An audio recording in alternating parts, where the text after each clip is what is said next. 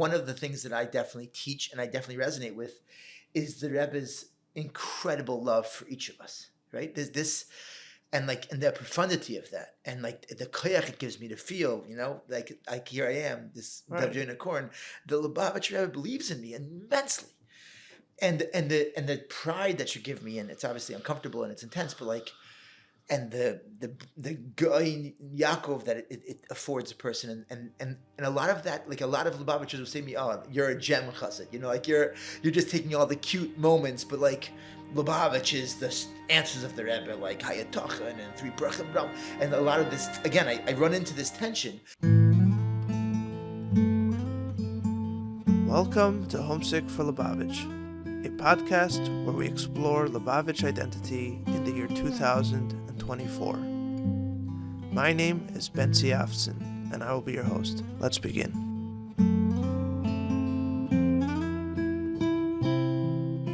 Alrighty, I'm here with Rabbi Dov Yona Korn at NYU University, Bowery, right over the Manhattan Bridge in the city. I feel quite at home on my way in here. I'm from Hong Kong. I passed by Chinatown. Yeah. I filmed a couple things there in the past as well. Anyway, thank you for making the time. Pleasure meeting you. Yeah. Me too. One of the stars of the podcast, my slave Gray, has been on my case to have you on pretty much since he's come on. So shout out to my Shaleb. Please, make sure we love you. Yeah. And now my Shaleb has a little bit more time on his hands. It's not to bug me anymore. Very quiet up there. It doesn't have to bug me anymore. You're on. I see.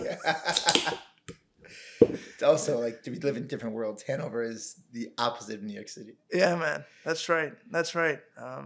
Yeah, I mean it's Sunday now, so it's nice. It's a little bit more calm, and also down here is much more calm than Midtown. It's definitely the calmest part. Chinatown's pretty hectic. Yeah, so between that madness and this, between downtown and uptown, all right, fair. The village area is pretty. Yeah, but it's a little bit different. You know what? And in many ways, kind of jumping into the deep end right away. I mean, that's kind of what this podcast is about. Highlighting the individuality of different people and different circumstances, and bringing out hopefully the beauty that the depth and the immensity that comes out of that. Like if everybody was the same, maybe it'd be kind of impressive, but it'd be much less impressive, I feel, and it certainly would be boring. Yeah. I mean, famous communist kind of architecture, impressive but boring and without life. Yeah, without life. And so that's really what this podcast is about.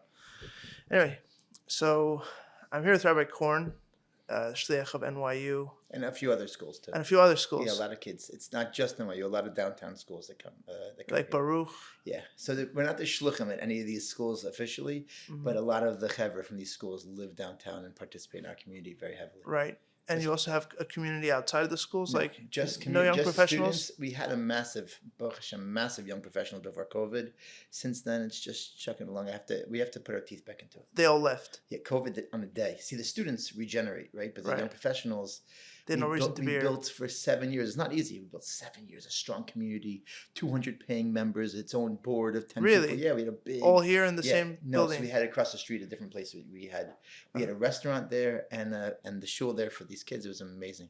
And it shut it down. COVID shut it down. Had to. Yeah. And so now, I can get numbers here, 200 kids for an event, but in order to build something, I'm not just looking for young. There's, thank God, a lot of young professional stuff in the city. Our brand is very much our chevra and their friends. And so to do that, I need a couple kids that are willing to say, okay, I'm going to make this one of my 3 top life missions this next year or 2 is to build this, and I haven't found it yet. Right. Okay, so... but yeah, student life. Student life here in, you call it Bowery or... Yeah, Bowery. So Bowery. It's NYU primarily. Right. The other schools, and we have 2 parts. We have more Jewish day school kids, which is a huge part of our life. And then we have more secular kids, which my daughter and son-in-law run. They run it out of their location, which is a few blocks away. And they are more secular. More secular kids. Yeah, so we made a decision very, very early on to embrace. We had when we first came here very secular kids, and the non-Orthodox kids started coming to us, and I realized that if we let them in, that all the secular kids are going to go away, because these kids start. This is a time 2001 when a lot of non-Orthodox kids started coming to secular colleges and to NYU, And we started meeting them, and we fell in love with these kids. They're very geschmacka kids, very sweet, they have Jewish background, but they were suffering here. They weren't, the Hillel wasn't right for them. And so this particular personality type within the day school kids, that we were like our little bit cooler chevra, and they were just withering away here without a community. And so I had to make a big decision: is do we let these kids in? And we knew the secular kids are all going to leave, and we're going to have a primarily Jewish day school affiliate. Why are they going to leave? Because like they're not interested in minyan. And yeah, not just that. These kids all know each other. They grew up together. They have it's a whole different shlichus for them. Right. It's reigniting a flame, a new kind of flame for them. Right. Chassidus, a refreshed Judaism. And so we made it was a decision that would change our life. And at that time, I asked a good mashpia, and he said the Rebbe's mission is obviously Israel. It's not we're not Kiruv, decidedly. Right. And I said these Jews need us, and we love them. We felt a great synergy with them. And so he said one day we'll build this community, and one day this community will help us fund a community for the secular kids, which is exactly what's happened. This community, which is now today in this building, is 400 or 500 kids from Jewish day school background, and that's what's really pumping in this building. So now we also helped birth what my daughter and son-in-law do, which is a project very much focused on only secular kids. Beautiful. Yeah. Beautiful. So I think I told you on the phone that this is the first time we're meeting, but you caught my eye. It was probably close to 10 years ago now. There was a kinnis. It was like one of the sessions at the kinnis, probably the last kinnis I went to personally. It was in the Armory. Yeah. Right? Yeah. And I was walking through, there's different sessions here and there. And I walked by a session where there's this guy, I think you're wearing your small hat, very passionate. Maybe could it be you're wearing shliachas? Maybe, yeah, probably. Do you wear shliachas? Yeah, like your suspenders? Yeah. Like, I think you were wearing suspenders with the hat, going on and on. Definitely made an impression. And then, right in the front row, sat Rabbi Tzvi Grunblatt. He's a tall man, so he's kind of spread out. And he's like looking at you and just taking it all in. And you're going on and on about Mashiach and I don't know what. I don't think I listened to anything you said. I'm like, this scene, like, I don't know how many people, Rabbi Grunblatt, I know from Argentina, is a big figure for me. I don't know how many people he sits and listens to that way. And why is he listening to this fellow who I never heard of before? I probably should have stopped and listened, but whatever. I guess I was immature then. But anyway, so that kind of leads off into this conversation, because I think you were talking about really taking the idea of Mashiach seriously, which I think is in general a question about language and taking language seriously and developing a vocabulary that's real and honest. And maybe give a short kind of back. I don't want to dwell too much in the backstory. Maybe we'll come back to it, but I know we could probably spend hours talking the backstory, and that's not what we decided we're going to talk about. So maybe just give a short background how you ended up here, and then we'll get back to this idea of language. It's a hard story to tell briefly. All right. Make yourself at home. We tell this once a year to our students. It happens to be this Friday night. So after Shabbos dinner, we sit down and tell the whole story. It's like an hour and change. And it's intense. I don't tell it a lot. People always say, especially I speak for a lot of Beis Rivka, and I just try to do a little bit in Crown Heights because I'm so close. And everybody wants the story. I said, it's intense. But the Kitzer, I grew up in Morris Plains, which is right outside Morristown. Okay.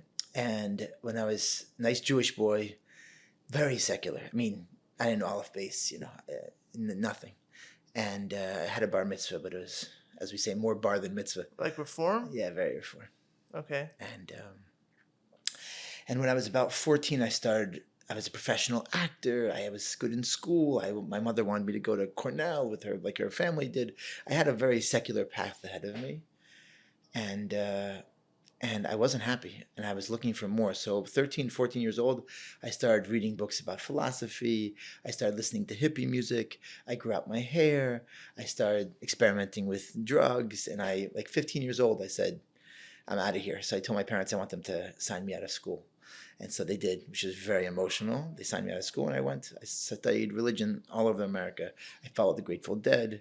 I studied Buddhism and Hinduism and Christianity and everything. And in my path, I eventually ended up in the yeshiva in Morristown one night because my aunt and uncle were Chabadniks there. They moved. Oh, your aunt and uncle were Chabadniks for a Yeah. while before. Yes, my uncle became Lubavitch. Yeah, What was your relationship with him both of them. We beforehand? not great because they couldn't come to my bar mitzvah because it was in a Reform synagogue and on Shabbos with microphones. So we all like belittled them, but we had a connection. Mm-hmm. So I would go there, occasionally visit my cousins, and he schlepped me one time. I said I wouldn't go, but he stopped out. He parked his car. He said, I have to go get a sefer for my daughter. Please, want to come into the yeshiva? No, I don't want to come in. And it's crazy because I did every other religion. I would do anything. Didn't want to be engaged in these crazy Orthodox Chassidim. And eventually I went inside and walked into a Yud-Tes Kislev Fabring, and that's what I walked into in Tiferes. And I'm wearing a purple hat and dreadlocks and my whole outfit. And this was in the time. Fitzy was there. Rabbi Fichten was there, all of a shalom. And Rabbi Avram Lipsker came up to me, kissed me on the lips, and said, "What's your name?" I said, "My name is Butterfly." And he said, "Welcome home." And we fabrung that night. And it's a long story. It's crazy. I fabrung for a week. I stayed in yeshiva, and they fabrung every night. Like he literally fabrung every night just for me. I mean, if I have a lot of personality, imagine when I was against it all. By the way, I have to say, I love how you've taken fabring and turned it into a past verb, fabrung, in English. Yeah. Right? I love it. Question. Anyways. Yeah. I put on my tefillin for the first time and I left. The first time in your life you put on tefillin? Yep. At the yeshiva the morning after I drank cups of vodka with these guys, Yud-Tes Kislev. And then you left. And I stayed for a week. And then you left. Yeah. I took with me a Tanya, a pair of tefillin, and I went to California and I studied more religions. It's a long story, but eventually it ate away at me, my cashier there. And I begged God. I always believe in God. I begged God for guidance. What's the right path for me? And I kept saying, I hope it's not with the black hats and the wigs and the whole thing. But he won, and it felt very like I couldn't get out the feeling in my heart, unlike anything I'd experienced of Yiddishkeit and specifically the Rebbe and Chassidus. And what year was this? So anytime you're gonna ask me years, it's fuzzy. No, but like approximately. Yeah, this. Oh, no, I'm sorry. Actually, I figured that out recently, so I wouldn't be fuzzy. It's 6 months after Gimel Tammuz. This was Yud-Tes Kislev, right? Tavshin and Dalet. Well, that's why I'm asking. It's like you're talking about relationship with the Rebbe. You're meeting Lubavitch just after the Rebbe passed away. Yeah, totally. So what's the Rebbe mean at that point? So I mean, in many ways, it's still what the Rebbe still means to me. It's no, but at that point, I want to understand like you're meeting this movement. Yeah, the Rebbe's.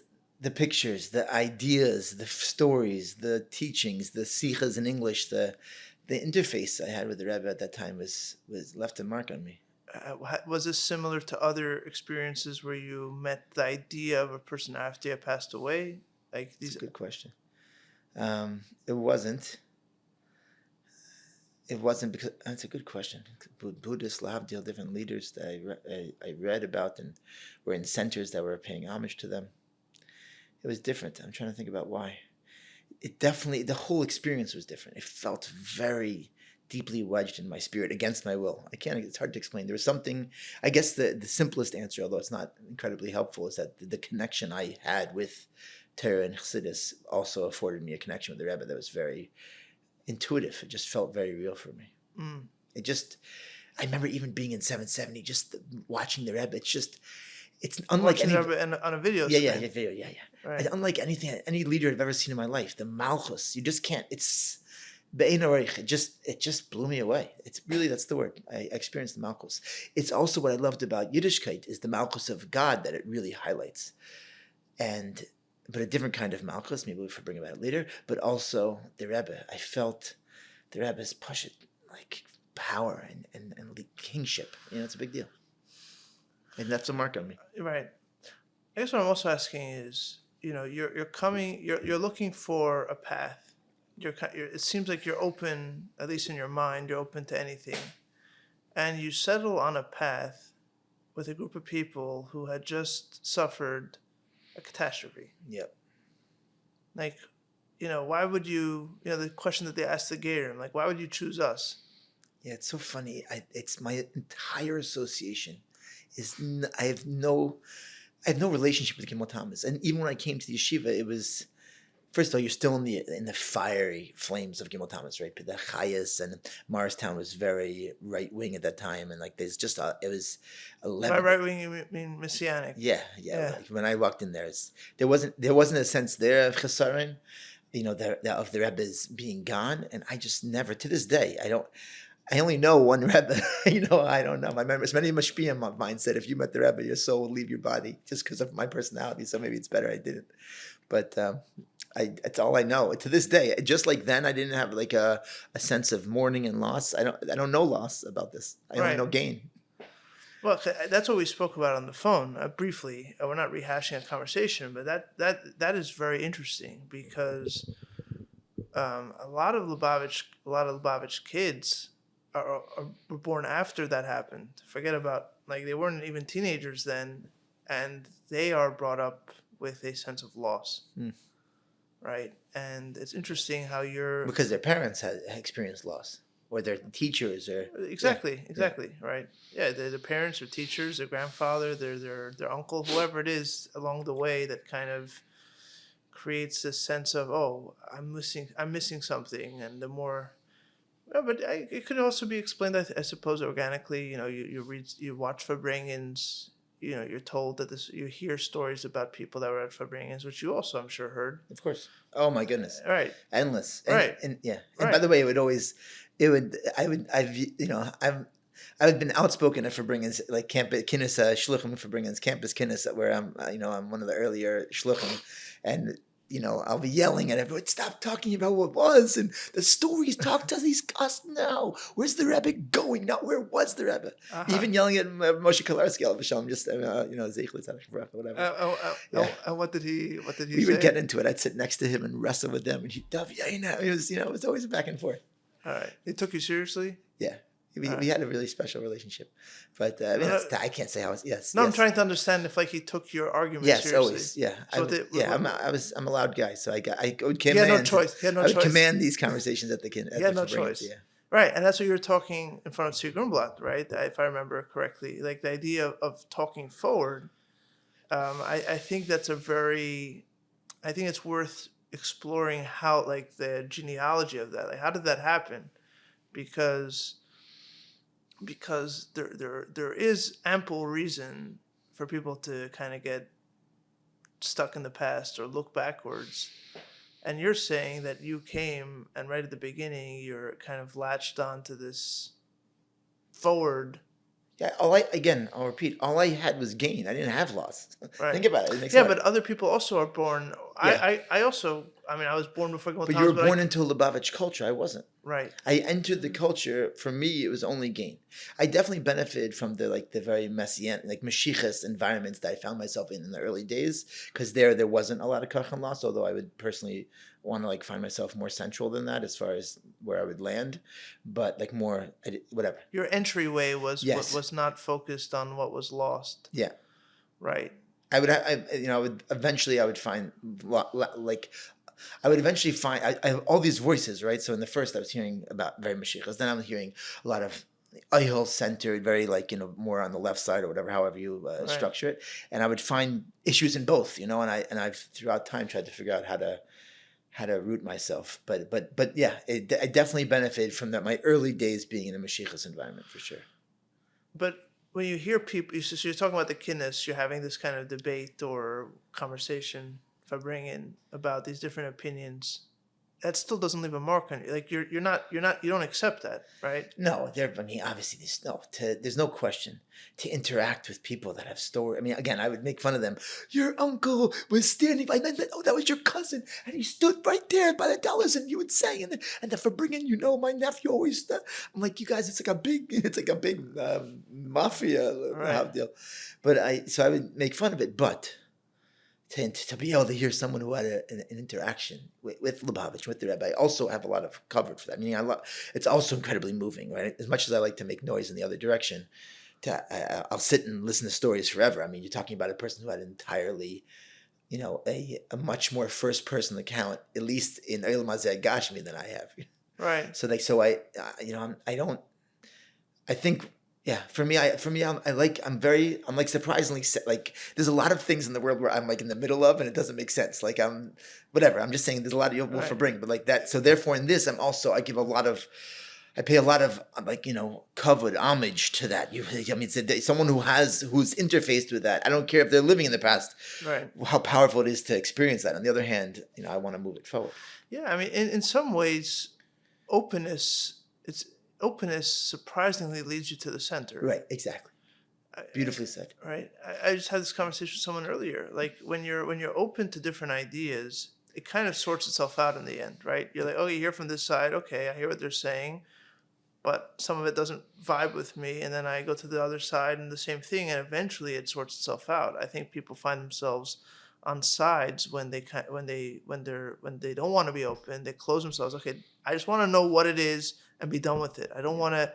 Openness is open. Is leaving room for uncertainty and change. Yeah, And that's right. Exactly. It's what we were saying earlier about this kind of creativity of this project. right. It's very fluid. You have to be Yeah. willing to live in that kind of fluidity. Yeah, people come to me, they're like, oh, we were listening at the beginning of the project and you spoke one way and now you're speaking another way. And I mean, I would hope I don't spend time thinking about that too much myself about how I'm thinking, but I believe them. Yeah. And that's part of it. I don't see that as like a detriment. People are like, oh, you see, you started off with a thing and now you change your mind. I'm like, first of all, thank God. Yeah. Thank God. That means I have a mind. Yeah.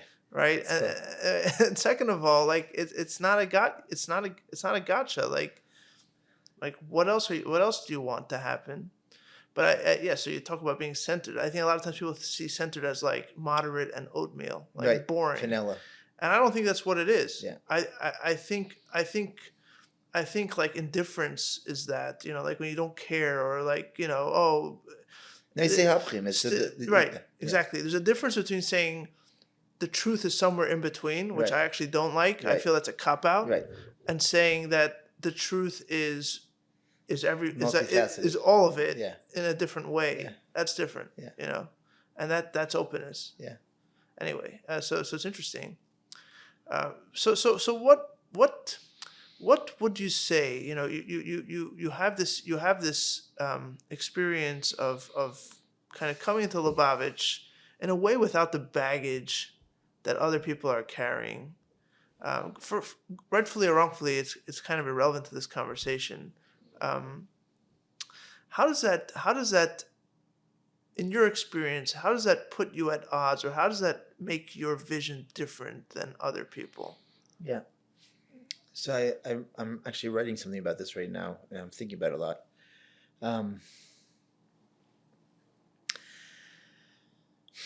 Listen, I think that the Rebbe's ideas and the Rebbe's direction and vision just takes root in my mind in a much less, with less baggage, like you said, with less complexity. I have the ability to listen like innocently.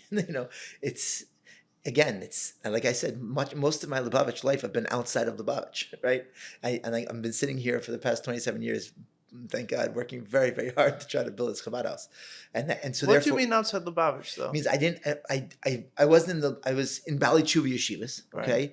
I don't have any sons, but I have daughters. Thank God, a lot of daughters, and 8 daughters, Baruch Hashem. Oh wow, I got 3. 8's a lot. Yeah, it's a lot of estrogen, and thank God I have a couple of grandsons now, but male progeny. But I just I was never. They didn't go to all the masiftas, and I'm not. And I'm very focused here. Like I don't even know what's going on in Lubavitch politics. I don't know anything. Right. I'm just Got to pay your bills. Yeah. It's not just that. Thank God we have a very emotionally Right. and spiritually very immersive environment here, and so therefore I have a lot of shluchim, and I have a lot of close interactions. So that's a chance for me to have that exposure. But really, the Rebbe's ideas. I learned them and I try to apply them. And I'm not saying again there's lacking there, but So give me an example of a difference. I mean, if one comes to mind of a difference of, you're at a kinnis or you're just having a conversation with a friend, and you realize that like, hey, I learned this mimer or whatever, and this is what I understand to be, and you're like, wait a second, I'm completely something. Yeah, I'll give you an example. Although I don't want to make a generalization. I'm dismissing, Sure. FFBs and their application of the Rebbe's ideas. Chas v'shalom. I'm an FFB. Yeah, okay. You're talking to me. Okay, you'll be the representative. Yes. So, And this is Gesher from all four sides, by the way. Wow. Yeah. By the way, I found out later in life that I have a great grandfather, last name Reuben, who was a Rebbe and Lubavitch. I can't find anything about it. My grandfather's grandfather. Anyways, my respect went a little bit down. Just I'm sorry. I apologize. I also my mother's name is Tanya. So when I came into Lubavitch on Yutes Kislev and I told my name is Tanya, they went Rabbi Dov Yona ben Tanya. Butterfly ben Tanya. Butterfly ben Tanya. Anyways, so let's take sichas from the later years, from the last years, no alf no base. So when the Rebbe speaks there about a way that we're supposed to start living, right? The Rebbe's ideology there is not just of one of announcement. It's definitely an invitation to a changed consciousness, which is complex, right? It doesn't sound like classic Chabad ideology. It sounds some sort of like, shift and jumping into and Sure. Like a lot of futuristic language. But a lot of those things, I've heard mashpiyim say, in the last years, what the Rebbe said, he didn't mean or didn't mean. That was an opportunity. The Rebbe's trying. I mean, things I can't even imagine that came out of their mouths. But for me, it's a pashta zach. Our Rebbe said that we can start living differently. The world will react to us if we start living differently. And I'm not saying I'm doing it. I'm doing it a little bit. I'm not doing it in nearly as much as I want to be. But I see that when I try to live with those ideas of acting differently and expecting the world to respond differently, I see differences. And so I'm just saying that may be an example. I'm not saying that other people aren't applying that. But for me, the same Rebbe that said that, pushed Rambam is the same Rebbe that's talking about our ability to live with the avir of the neshama and non-utilitarian godliness and to express it in our, as we're walking around as, b'nei malachim of existence. This stuff is, it's heavy stuff. And so for me, I'm definitely aspiring to living with a Mashiach consciousness. And I always say, it's not like I want to be in the fields doing psychedelics or something. I'm talking about in a real practical way, trying to shift the way I interact with the world, because I heard the Rebbe tell us, I read the Rebbe telling us this is an invitation to do so. I don't know if that's a good example. That's a very good example. So, but I'd like to explore it a little bit. Please. Because one of the things that I think about a lot and speak about a lot on this podcast is the challenge of internalizing these kind of messages, and at what wavelength do you internalize them, right? Because like you said, like the same Rebbe that said to learn Rambam is saying to live with Mashiach, which is indisputable. It was the same person who said both of those things. But like learning the Rambam is a very tangible, concrete task, right? You do it or you don't do it. You could quibble, what does it mean to learn? I would say it means to learn, not to read. But past the basic cynicism or a very kind of basic bar, we know what it is, and we know, and a person knows if he did it or didn't do it. Yeah. And one also knows going into it that he has a capacity to do it. He just has to choose whether or not he wants to. Yeah. When it comes to these other things like Mashiach, you're talking about, it's a whole different wavelength, right?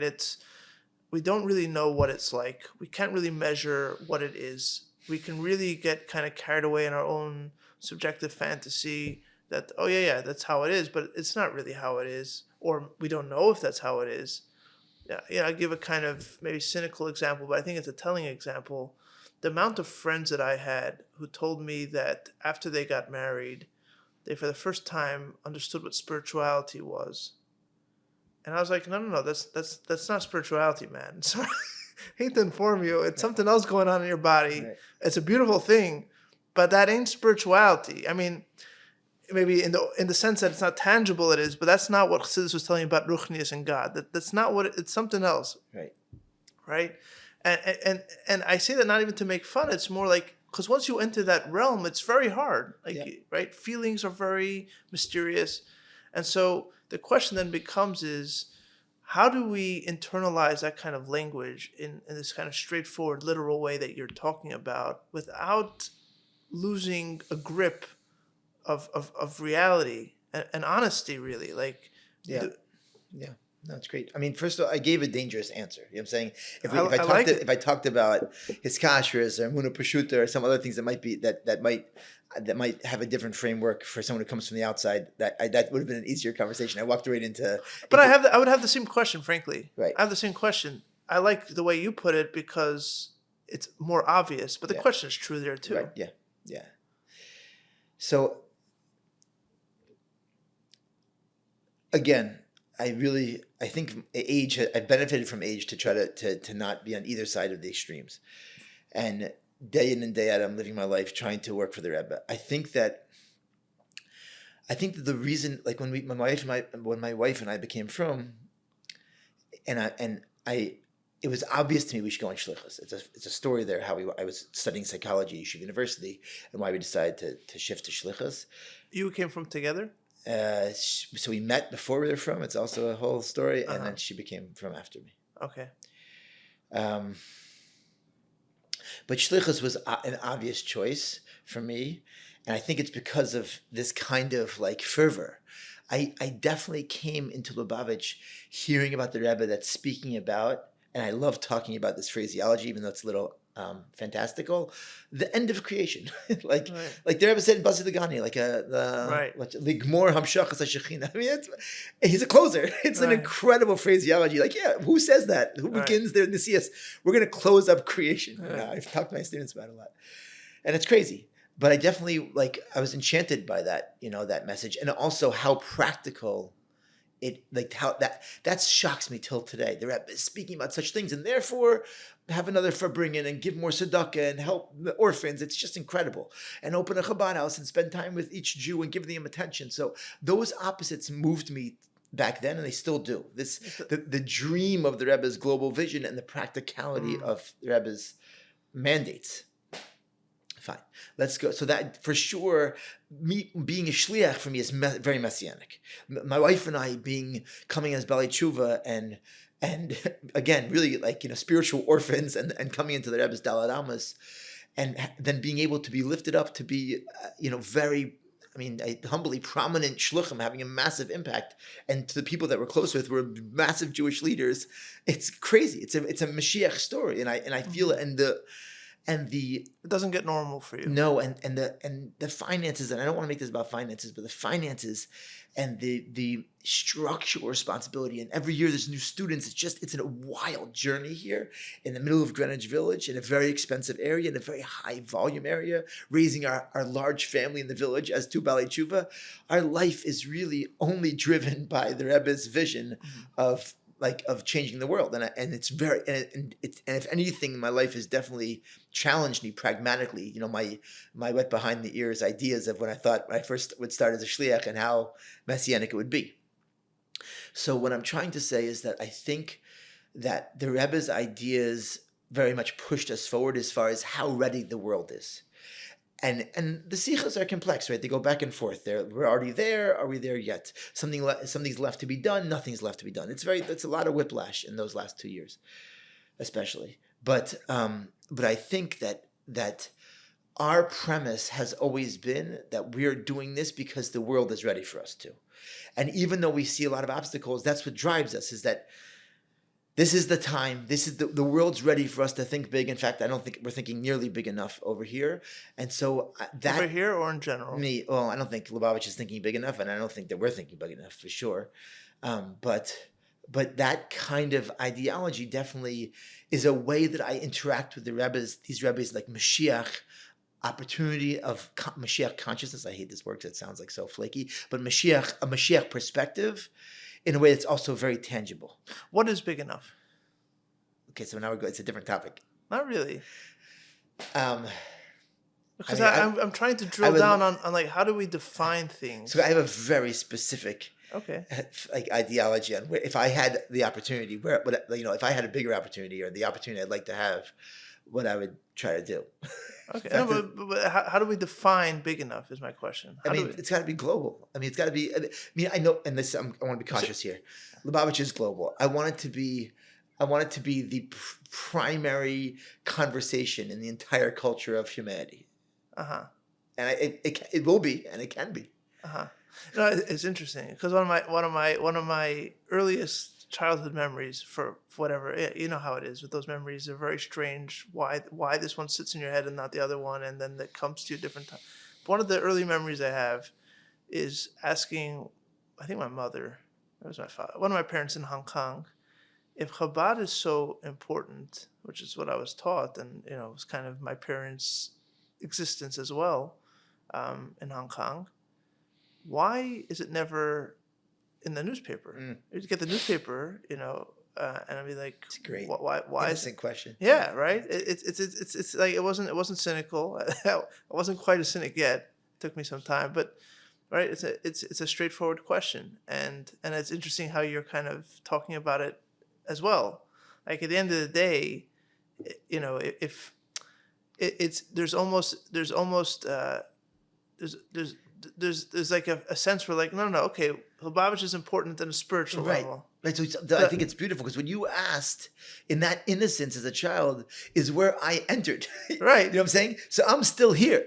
Right. And so whatever you may have been educated by your peers and by your parents, like, listen, I mean, of course, but in actuality, X, Y, and Z, I never accepted that premise. And that's a great example of the question. You jumped off. I'm still living jumped there. off at that point, and you had nobody to moderate it for you. Exactly. And Rabbi, thank God, the Rebbe gave us a lot of opportunity to implement it. So every day we're building and reaching and inspiring people and watching Bali Tshuva come out of our place and changing people's lives. And so it's only reinforcing the ideology that we have. Yeah.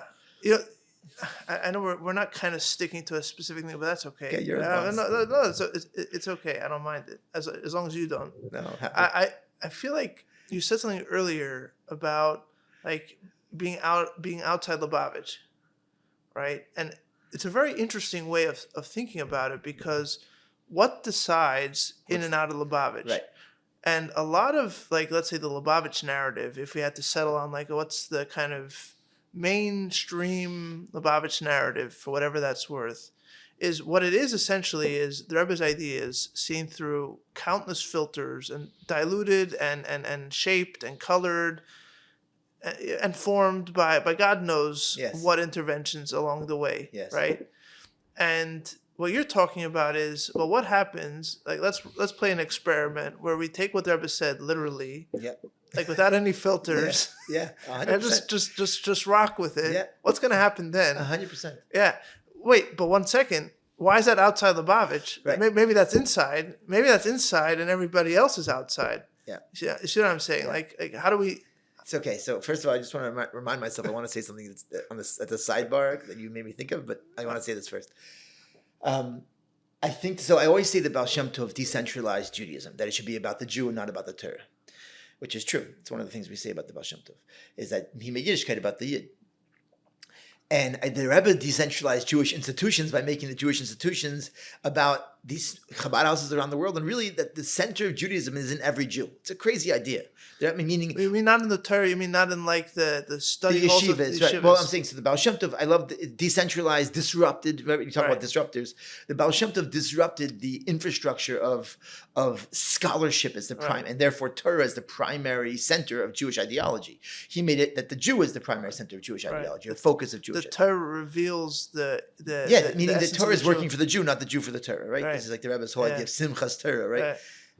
The breaking of the Lucha is a very famous Sicha.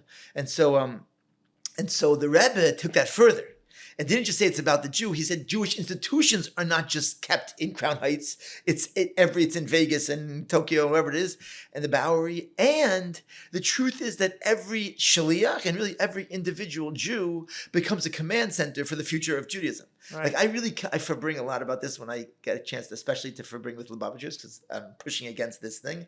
I'm like, it's like the Rebbe. It's like you come to the Melech, right, of the whole kingdom. And he's like, I'm leaving. Here's the keys. You figure it out. It's in the whole future of the kingdom's in your hands, guys. This is it. No one somewhere else is figuring out the Jewish future. You figure it out. Yeah, the cavalry ain't coming. Right, there is no cavalry. And and I think that we benefit from not having the same us and them that can exist with Lubavitch, even as much as Lubavitchers love every Jew.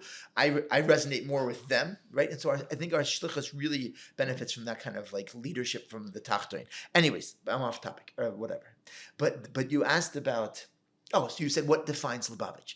So to me, when I go to Crown Heights, or I go to a Fabringen of a proper mashpia, it's funny to me how differently I communicate and think. And there's the stories and the little nuance and hug him. It's just, it's even interacting. I have my It's parochial for you. yes, and so I have, and I interact. Look, I have in-laws. I have one of my sons-in-laws is Yisrael Akievman. He's from Liverpool. His father's Avram Akievman, who's a Geschmack Yid. But like, I'm interacting with people from the Lubavitch universe, and I'm like this crazy guy. And so when I do, I say, listen, I'm outside of Lubavitch. I don't. Even many of my close friends live. My good friend Simcha Levenberg, who I'd love you to talk to one day, he's in Los Angeles. He's in the therapy space and a lot of other spaces. But he lives in Hancock Park in a nice Lubavitch community, right? Chick and Schusterman, and I'm like I'm just alone out here, So it's definitely when I say I've been outside Lubavitch.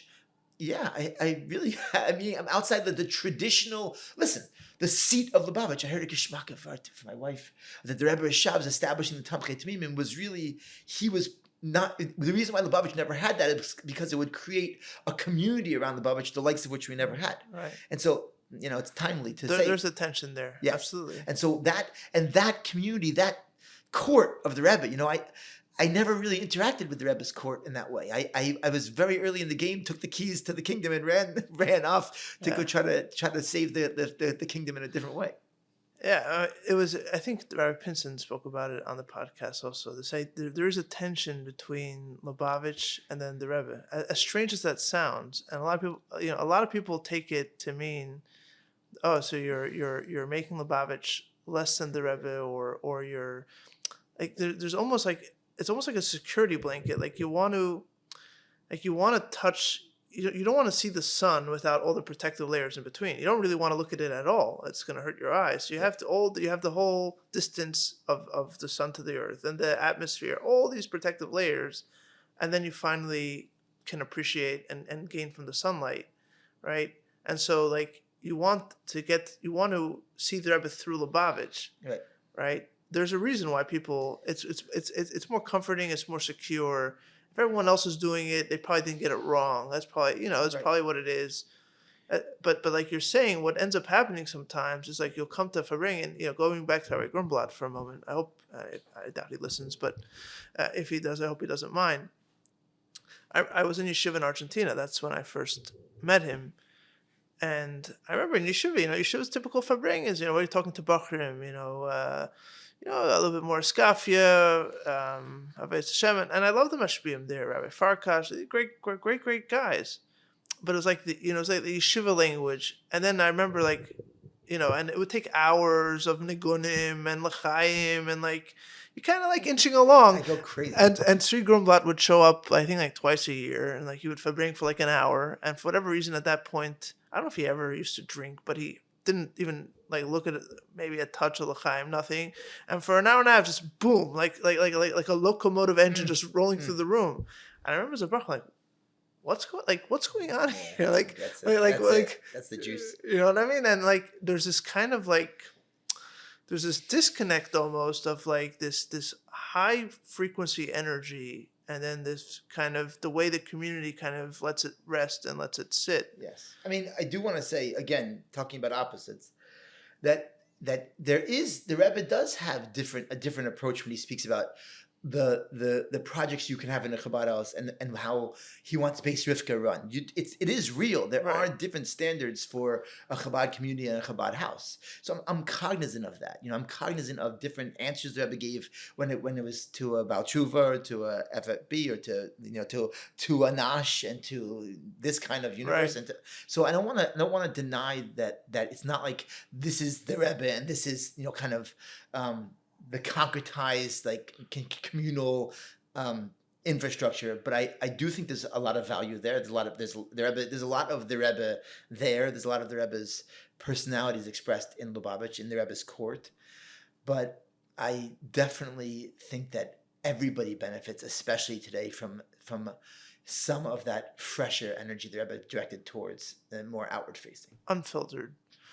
And what I wanted to say before is that someone once said to me, because one of the things that I definitely teach and I definitely resonate with is the Rebbe's incredible love for each of us, right? There's this, and the profundity of that, and like the koyach it gives me to feel, like here I am, this Right. Dov Yona Korn, the Lubavitch Rebbe believes in me immensely, and the pride that you give me, and it's obviously uncomfortable and it's intense, but like, and the guy Yaakov that it affords a person, and a lot of that, like a lot of Lubavitchers will say to me, "Oh, you're a gem chassid," like you're just taking all the cute moments, but like Lubavitch is the answers of the Rebbe, like Hayatochen and Three Brachim Ram, and a lot of this. Again, I run into this tension, and I do understand that again, there's many faces of the Rebbe, but for me personally, I'm incredibly driven by the Rebbe's very raw and empowering love of the individual, and that's how I teach it also. And it's not my point is, I'm not unaware of all the different faces Tati has, but the face of Tati that I feel that most of Lubavitch needs that I bring forward, and certainly the outside and myself, is the smiling face. Oh yeah. Well, I'm not going to disagree with that. I will disagree though with the premise of the people arguing with you that makes you a gem chassid. I mean, forget about if I think it's a good or what. I don't even know. I'm not sure exactly what a gem chassid is. I think I know what they mean, and I don't think it's. Yeah, I'm not a big fan of that either. The kind of like the smiley Rebbe thing. Right. I don't know if that's I don't want to get into what if I think that that's an accurate depiction of gem. I don't think that's relevant here, but. I don't think you have to, I don't think that's even the point. Like the point here is not, Gem is making clips of the Rebbe and they want to. There's less context, so they're going to obviously. Yes. They're obviously going to skew for clips that are more pleasant on like right away. Yes. Yes. They're like okay, so that's not on Gem. The point is, even if the Rebbe is stern, that's not. That's right. Still trusting. Yes. That he's stern because there's a trust factor here. He's on your podcast. What's his name, from Oregon or something? He became a therapist.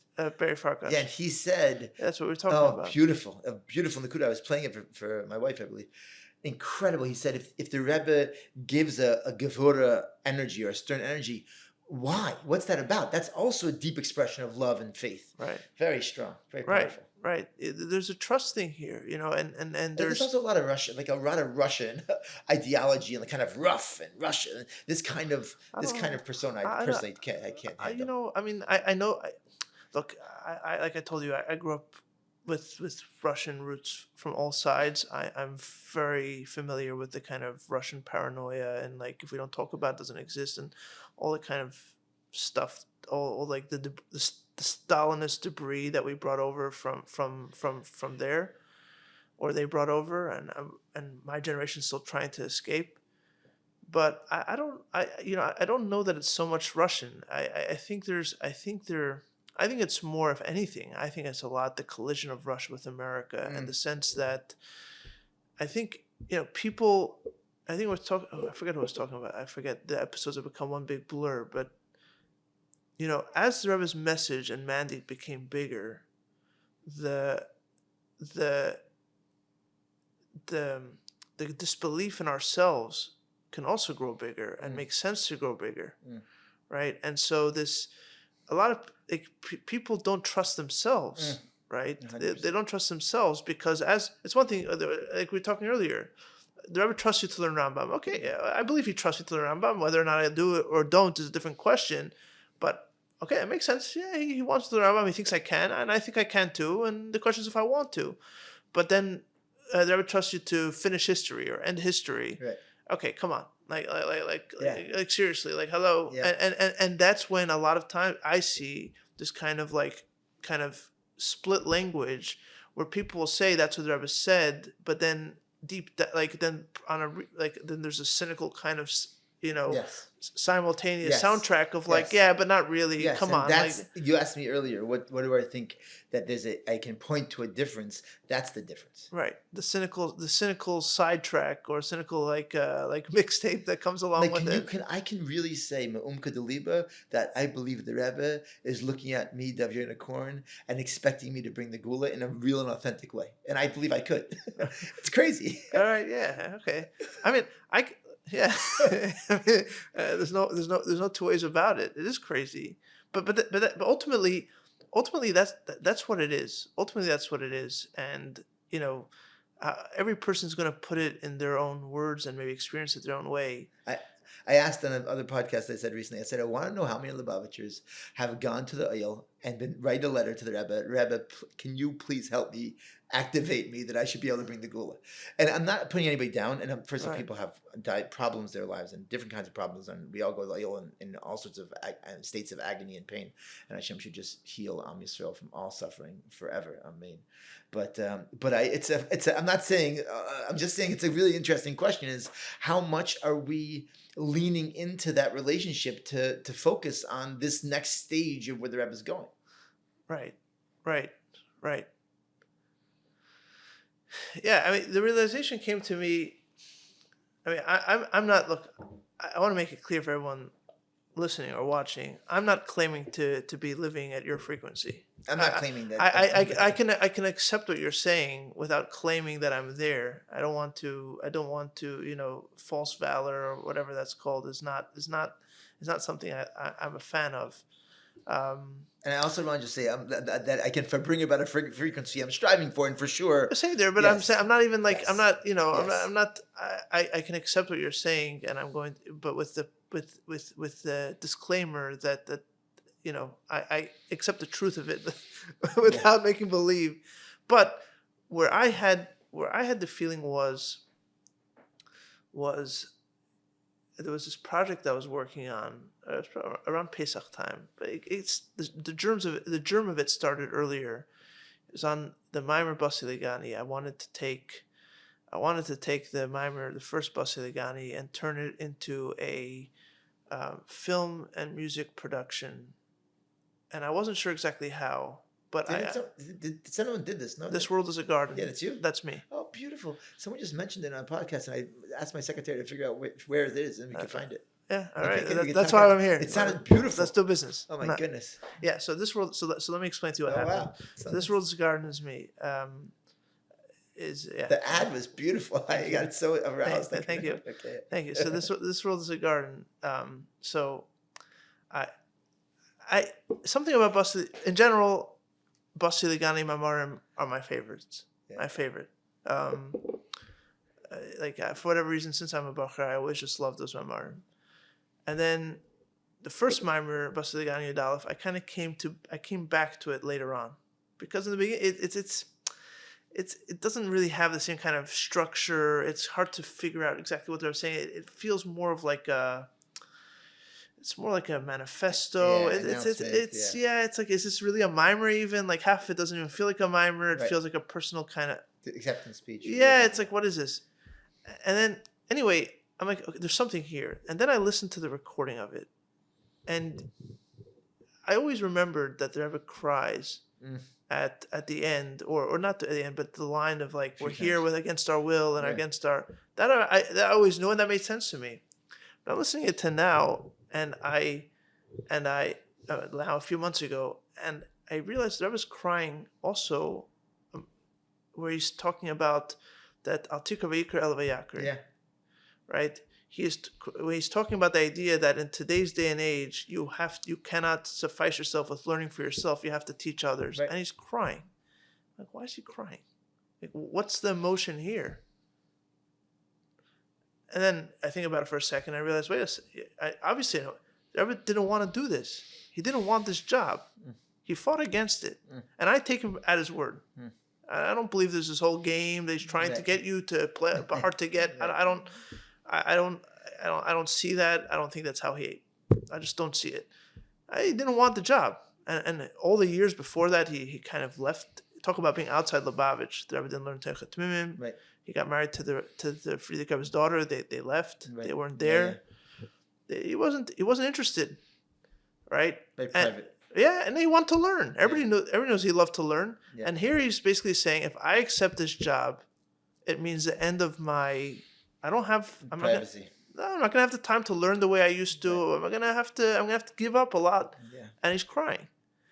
And you realize, wait a second, here's a person who is basically taking the message of his father-in-law, his Rebbe, taking it literally to the gut-wrenching conclusion.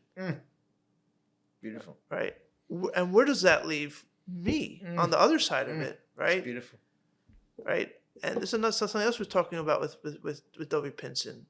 Like, at the end of the day, like, the Rebbe is like the first, like, I think the way he coined it was like the first Chassid Rebbe. Like, because he wasn't part of like he wasn't like, he married into it, and he wasn't like brought up that, but he was a Chassid who became a Rebbe, right? And like, anyway, that led me down the line of Lubavitch doesn't end with the last Rebbe. Lubavitch ends with the last Chassid. Love it.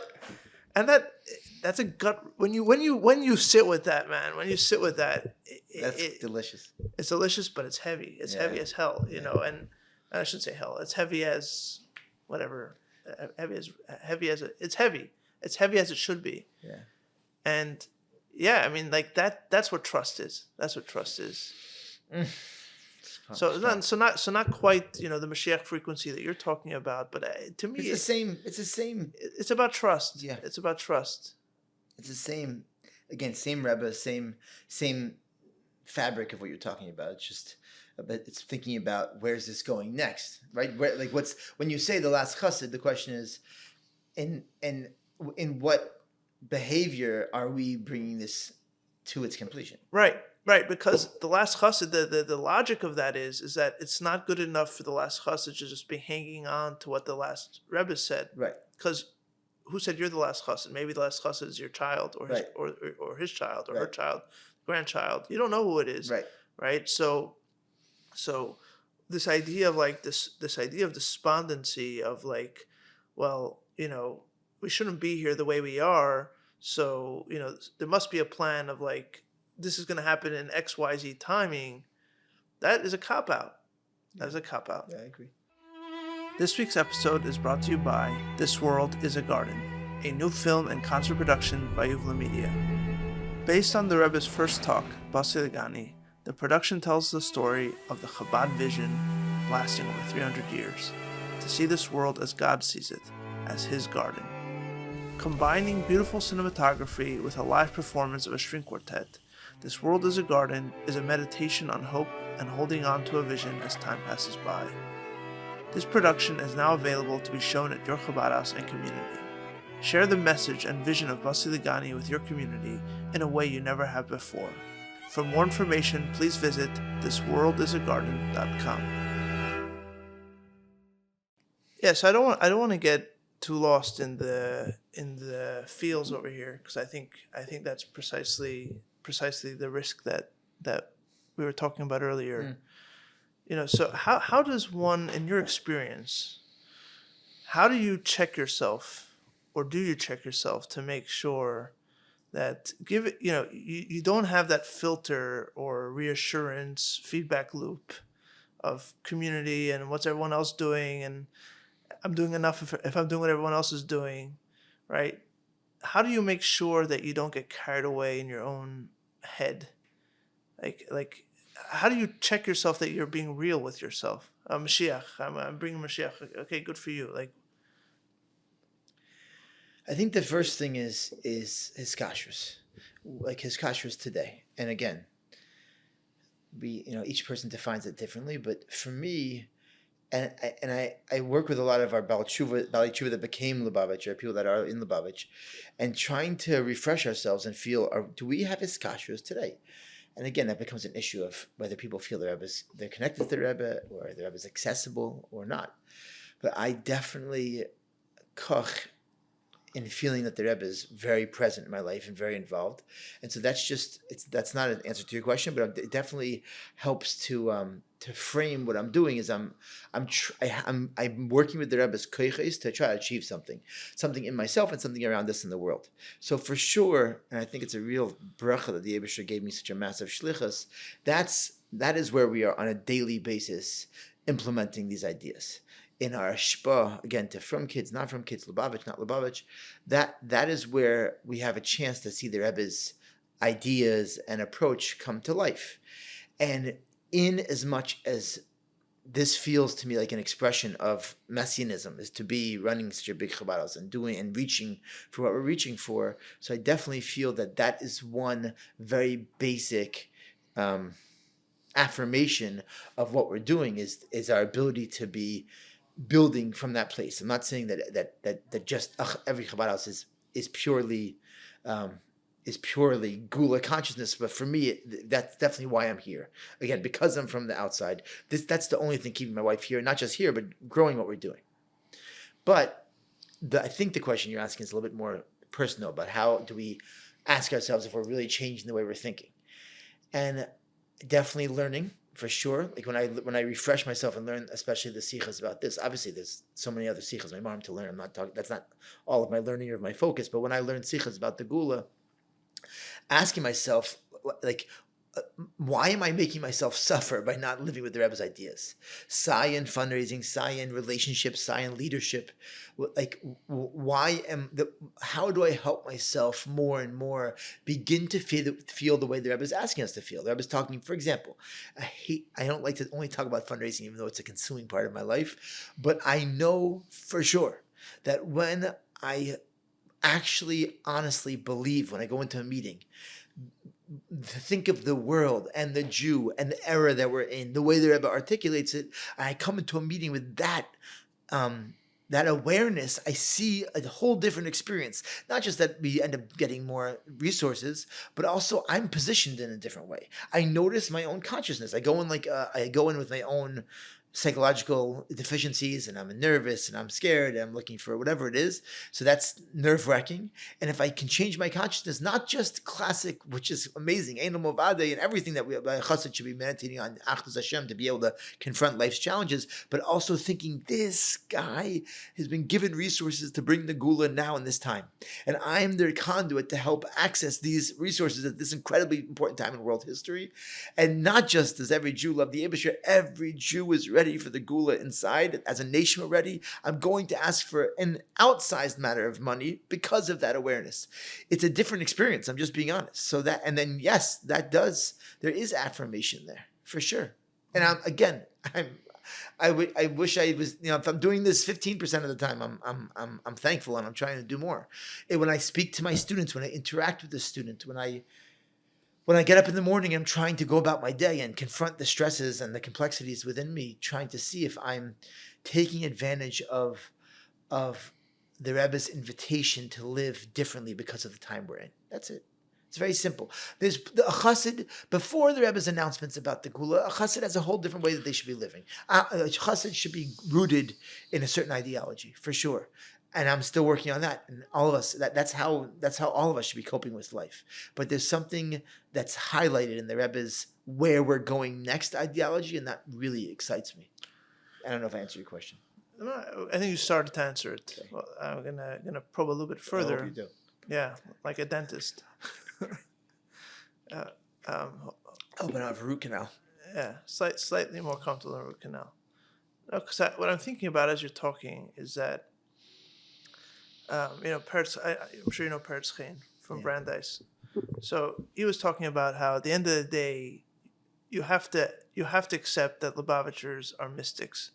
He's like, you can run marathons, you could have a nice button-down shirt, you could look presentable, but the philosophy doesn't make any sense. The way of life doesn't make any sense on any other level besides mysticism. I love that. Right? And I think he's right. The thing is, though, that in general, like when you're talking about like spiritual things, or like ostensibly spiritual things like davening and belief systems and so on, you can kind of create this framework where, okay, it's to begin with spiritual, so it's never going to have the tangible. It's not going to have the tangible quality of a table. So I'm going to have to work with that in mind. I'm going to have to figure out a way how to make sure that I'm progressing and not fooling myself. Like Tanya calls Demir Nishav, like these kind of false illusions and so on. But when it comes to Mashiach, I feel like there's and this is not just about the idea of Mashiach. The question about Derash Shvi and the whole idea of bringing Mashiach is that you no longer have that escape route into spirituality. Right, that there is a feedback loop there in the sense that like Mashiach isn't here until he's come. Right. In which case everyone knows. Like if you have to convince someone that Mashiach is here, then he isn't here. right? Not full. Well, Yeah. not the way he's supposed to be. Yes, here, right? for sure. We're not done with him being here. Yeah. Okay. Right. And so that's precisely or like you said earlier, at the end of the day, if Mashiach's here, it would be on the centerfold of the newspaper. Yeah. He's not. Right, for sure. Right. For sure. So then the question becomes is, how do you live? Like, how does that feedback loop work when you're talking about something that's mystical and spiritual, but in a way isn't real until it's tangible and physical? Until that point occurs, how do you create a feedback loop that isn't just inside your own head? So let me put the question back to you for a second. Sure. Go back to the first part of what you said, as far as like classic ideological mysticism. How does a person know if they're being affected by the concepts of Chassidus? Let's just take Achdus Hashem for a second. How does a person know? We teach a lot of Tanya around here. I teach a lot of Shari Yichud. How do we know if we're actually being affected by the idea of Achdus Hashem? That's a good question. It's a good question. How does someone know if they're actually being affected by it? What would be the metrics that are the classical metrics? I think the classical metrics would probably start off with how much do you think about it?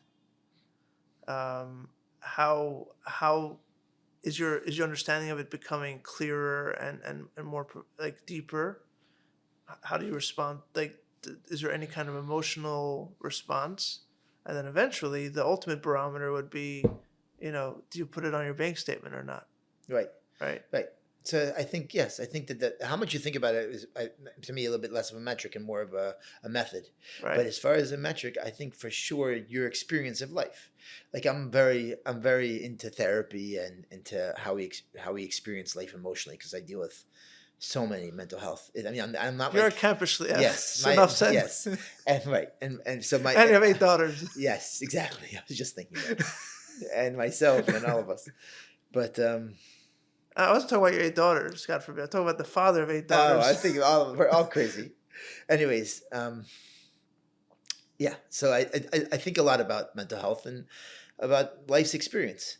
And to me, one of the first metrics of Achdus Hashem affecting me is it affects my operating model of existence. It helps how I live my life. Right. If I'm spending time, even a little bit each day, thinking about the ideas that we're learning about in Tanya, for example, it affects generally my triggers, my reaction to the world around me, etc. That's one practical way of saying, you know what? I call my wife, such and such happened, but I'm not nervous. I'm not upset. I'm not worried. I believe really that this is from the Eibishter. And you could talk about this stuff, but if you're not meditating on it, you're not implementing on it, you're not contemplating it, it won't affect you as much. So I'm just saying, and yes, and that will have effect on the people around you, because Lepoil, when a donor says no to me or a student challenges me and I don't react like an animal, but I react calmly and with a sense of trust, it causes different outcomes. So before we get to the bigger question about Mashiach, I want to agree with you that we could say that when it comes to a certain ideologies, you can see how it changes your consciousness and therefore how it changes the way the world responds to you.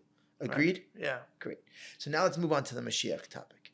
So I believe that Mashiach is a heightened sense of Achdus Hashem, right? It's not just saying that Achdus Hashem is emes, but the world is not really ready to receive it. It's saying the world's actually ready now, and by and large has begun to receive a gili of Achdus Hashem in how the world responds, right? So we're not polarizing or bifurcating existence anymore. We're seeing now existence as ready to express that reality. So again, if we're, and this is preliminary, this is something I'm still exploring, and I think anybody that's learning this stuff I'm trying to, just like I would meditate on Achdus Hashem, I'm trying to meditate and think about, even a little bit, the Rebbe's presentation of how the world is changing or has changed, and try to react to myself and the people around me differently because of it. And I think that the more that we do that, the more we'll speak about Mashiach more comfortably. Like, for example, one of the phrase that I love the most is Jews of the future. This is a phrase that, like, I bought the Instagram account, even though I've done nothing with it. Jews of the future. Because, and the domain also .com? No, I don't think so. Come on, man. I know. I think I maybe tried. Maybe I did. I don't know. It's $18 a year. I know. Who knows? Maybe I did. It was a long time ago, unfortunately. I haven't used it. But Jews of the future is now in the past. It's good. Yeah, man. Anyways. It's honest. So, but at least with my Farbrengens, my students always talk about the Jews of the future, and I'm saying that days are coming where we're going to have a different kind of Judaism, right? We're in it. Right. We're no longer looking backwards, looking forward. And where are we going? It's not just populating Eretz Yisrael, which is incredibly important and incredibly powerful, and I would love to live there if I wasn't on shlichus. But there's a spiritual evolution and a human evolution we're supposed to be going through. This is what the Torah teaches, and it's now. I say to the kids, to my students, if you're not being transformed by your relationship with Torah and God, then you're not going to have something that's going to be exciting enough for your kids and grandkids to participate in. Right. So that kind of language and excitement, and everybody in the Chabad house here is talking about Mashiach. I mean, I'm just saying it not nearly enough, and my wife's teaching about it in depth. I try to teach about it in depth, not because we're so makusha, because we're excited about it. We're genuinely excited about it, and we believe it's changing us, it's changing the world, and that this Chabad house, and again, every Chabad house is, I'm just saying for us, our life is a revelation of the availability of global transformation because of the Gula. That two simple Fry Yidden can come and be where we are, right? And every Baal Tshuva and every FFB and all the whole movement of Lubavitch is a gili of Gula. But I'm just speaking for myself. That is the dreams that we have and that we try to implement in the way we run our lives in our Chabad house is very much how we're expressing our understanding of where we are in this time, and that's what brought us in the first place. I don't know if it satisfies you too. No, I'm thinking about it. This idea of thinking about the future and dreaming about the future, it's there's so many layers to it, and talking about just beginning to think about it. Future in opposition to the past? Is it in continuation of the past? Is it in tension with the past? A lot of people talk about the future, but how many people really, really mean it? Like, is the future just like, well, today, but we don't know yet. Like, we don't know how it's gonna turn out, but it's not truly new. It's not really a step forward. Are we really looking for change, or are we, how many people, or how often is the future that's articulated truly a future that beckons and is a real thing on its own, not just a continuation of now, and just rearranged slightly to make it feel different. There's so many ways to think about it. What we're talking today about is like the future. It's that line has been brought in politics and has some dark origins, but like a future that. There are people that talk about the future unburdened by the past. Yeah, right, which is a communist statement that's been popularized by one of the politicians today. But what we're talking about in our conversation is more a future unburdened by the present, almost. Beautiful, right? And gorgeous. I'm not sure that's what Mashiach is, though. I'm not sure that's what Mashiach should be. But it's the question that we're talking about is. How do you reach for something new when you're weighed down by all the filters and reinforcing mechanisms of right now? Can you truly step into something new, right? But I agree with you that seems to be the only way out at this point, right? Like so much of the like the kind of existential crisis of religious Judaism and the non-religious Judaism, in a way, they're kind of past the breaking point anyhow. Yeah. I wouldn't call it an existential crisis, but now the frum people are dealing with it. Is that we can no longer stake our identity on how things used to be. Like holding on to the past, nostalgia is no longer a winning recipe. PTSD Judaism. Yeah, exactly. It's no longer a thing, right? And so, like when you're in America and you're no longer refugees or children of refugees or whatever it is, you're here, and now you're basically in an Jewish wise, you're in an open land. You have very little history here. You have very little history in this kind of culture where you're allowed to be who you are, the past and present are only valuable in as much as they lead to a future. Yeah. And the future has to be its own distinct thing. Yeah. It cannot just be this kind of sludging along like, hopefully in the future the present that we have today will still be there. That's not a future, man. Right. That's not a future. Right. That's dystopian, right? Yeah. That's a future that's in the past. Yeah. And that I think is the nub of the conversation here. And I mean, you can see the way that I'm talking. I haven't thought this through fully, but I think that one simple way of thinking about this is, let's look at the most messianic Jew we know, the Rebbe. okay, Right? Fair. And let's look at let's just say the Rebbe from day one, Tafshin Yud Aleph, is living the messianic dream. Okay? Right. The one that he is inviting us to by example in speech throughout his whole Nesias and really chiseling it in the later years. The Rebbe, what's the Rebbe do? He starts off, is the Rebbe's future is definitely not disconnected from the past, but the Rebbe's future paradigm is totally different, right? You take Lubavitch, they're sitting in a community, and the Rebbe literally reframes the very fabric of Judaism, the focus of Judaism. That how do you to be a Jew? Do you have to vayikra vayakri? What is our obligation, and how do we reframe what it's supposed to look like? And to think that the Rebbe envisioned Chabad around the world, and the global responsibility, and even things like a moment of prayer in school, etc. The Rebbe's achrayus, Pashut, one person who feels achrayus for the totality of existence, Right. and implemented it. This is obviously the Rebbe's consciousness is very, very different than ours. But I'm saying the Rebbe without fear and with faith in God Almighty, from obviously what we see and we know, just unravels the tzimtzum around him and reveals the Eibishter, and over again, and is as publicly as the Rebbe as was possible at that time. So, excuse me. So to me, we have an example of what we're talking about. We're not talking about like crazy ideas and I'm walking through the street and I have, I have something written on my forehead. We're talking about something very practical.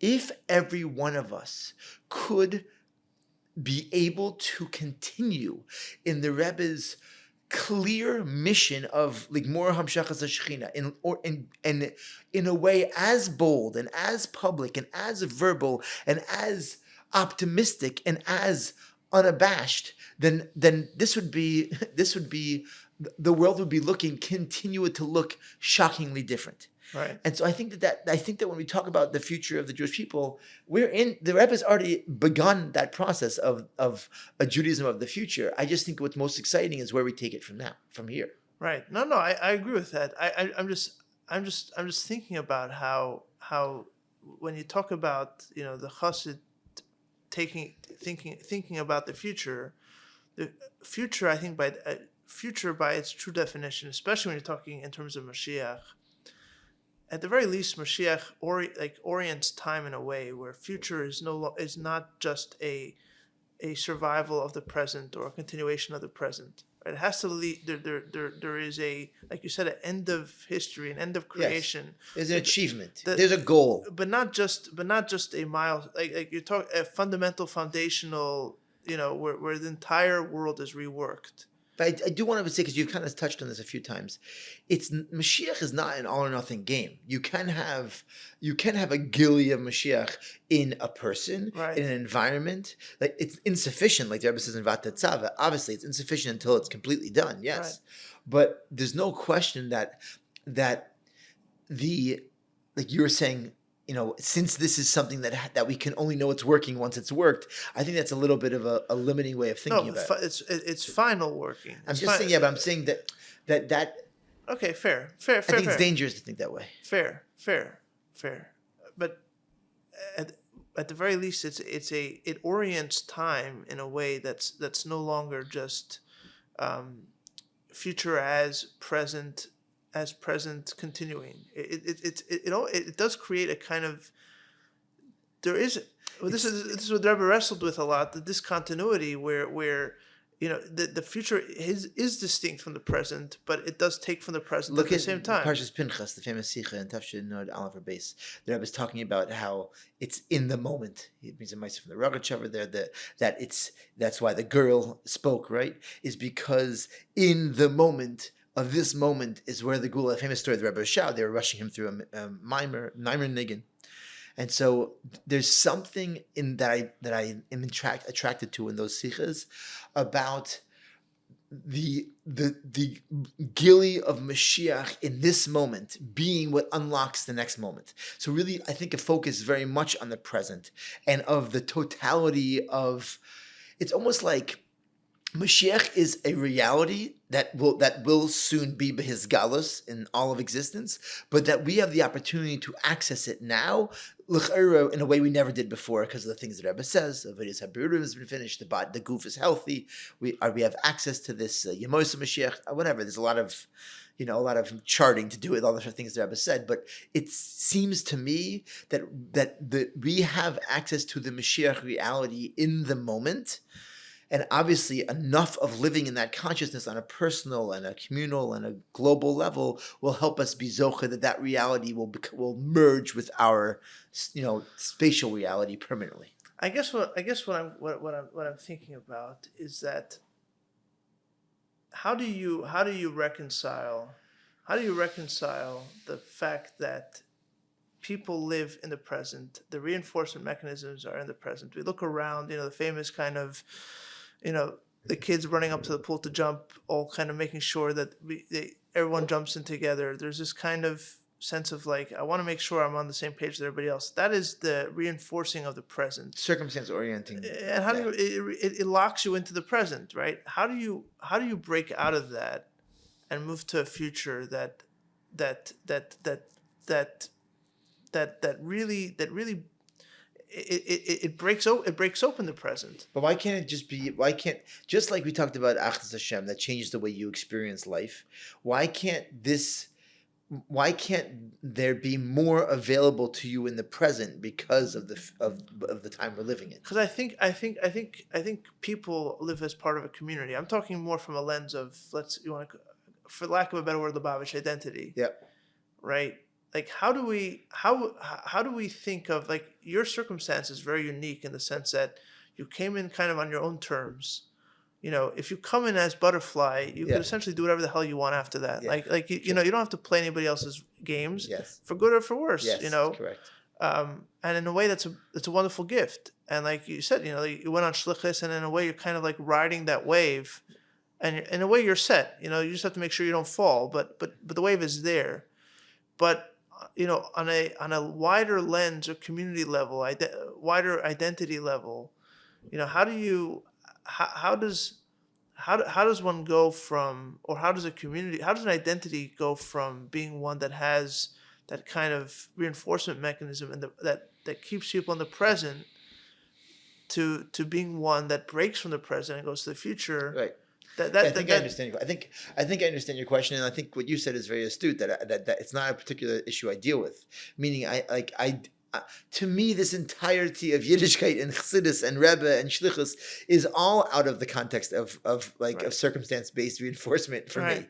So therefore, the whole thing is shocking to my natural consciousness and upbringing, and to the people I'm talking to, it's also shocking. Meaning, we're talking about a shocking reality awakening for anybody that in my life, both the Baalei Tshuva like myself and my wife, and the Talmidim that we have. The whole thing is a shock out of the reality they know, and an invitation to start defining reality differently. So I think that we don't have exactly those same struggles as how to reconcile a present with a future that's totally outside those parameters, because we're not settled in the present with Yiddishkeit in general is not settling. Right. It's also shocking. Right. So I mean, and by the way, that's not an answer I understand. I don't understand very well how to invite a Lubavitcher who's part of that community and embedded in that basic ideology to think as crazy as we do and as we teach people to. It's just different. Yeah, I mean, I don't think it's fair to place that burden on you anyhow. Like it's not necessarily your job to figure out how everyone else should think. And probably if you thought it was your job, it would probably be a problem, frankly. Right. Right. But I think it's worth highlighting that in a way is The tension. is a tension here. Yeah, that's I very mean, well articulated. It's one of the tensions, at least. It's one of the tensions. There's all kinds of tensions. I think, as much as I probably dislike the kind of over focus on identity, I think there is identity as it's a fact of life where people identify with a community and identify with a group of people. When it becomes too much and too much about who you are, it becomes a problem. But to some extent, it's a fact of life. And this radical idea that you're talking about, in a way, and we've spoken about it a few times already, it demands a radical kind of accountability as well. It doesn't really work as a communal mechanism. I cannot trust what other people say about me to know if what I'm doing is true. Like, if I'm true to myself, I might be crazy. I might be crazy to them. So how could I ask them how could I figure out from them if... You probably would say a similar thing in the early days of the Rebbe introducing the shliach movement. Yeah, possibly. The people that were doing it everybody thought they were crazy. How do you explain to your nephews and aunts and uncles who in the early days of the Rebbe saying, this is what's next? Right. Who were these fanatics that are picking up and traveling? Obviously, with the Rebbe directing people, there's a sense of basic affirmation of that being like an absolute direction. But there were family members who were upset who were upset about it. And I mean, I think so. The Rebbe there introduced a new paradigm of understanding life and reality, and that now has become totally normalized. Right. So I believe that what the Rebbe did of introducing a Mashiach paradigm is now still being normalized. Right. Right. And by the way, it is most beautifully in the past couple of years by mainstream Lubavitch and Merkaz and the Mashiach office. The question is if it can be normalized and if it should be normalized in a way. You said when you first came in my office. You said let's not normalize normalizing. Yeah. Let's normalize not normalizing. Yeah. No, but I feel like in a way there's some depth here that I'm grasping at that I can't articulate. I like it. Keep going. But there's something about. Because one of the existential crises of the from community today is, where are the Gdolim? Like the European giants are there are none. Right. Okay. And you could have what you call like a lot of cope. Well, this guy is okay. Come on, it's not the same. Right. We would know it if we saw it. Right. Right. We're not looking to bash. It's just not there, and it's systemic. Like every community has the same exact problem. Yeah. And everyone acknowledges it.